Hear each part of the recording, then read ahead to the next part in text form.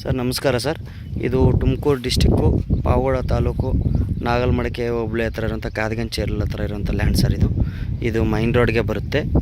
ಇದು ಬಂದ್ಬಿಟ್ಟು general property sir. ಇದು ಟೋಟಲ್ಲು 13 ಎಕರೆ ಇದೆ ಸರ್. ಟೋಟಲ್ 13 ಎಕರೆ ಇದೆ. ತಾರ್ ರೋಡ್ ಬಿಟ್ಟು ಎಲ್ಲ ರೆಡ್ ಸಾಯಿಲ್ ಇದೆ ಸರ್. ಜನರಲ್ ಪ್ರಾಪರ್ಟಿ ಎಲ್ಲ ಲೀಗಲೆಲ್ಲ ಚೆನ್ನಾಗಿದೆ.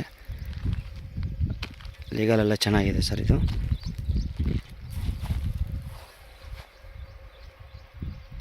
ಒಂಚೂರು ಕೆರೆಗೆ ಒಂಚೂರು ಅಟ್ಯಾಚ್ ಇದೆ ಇದು ಲ್ಯಾಂಡ್.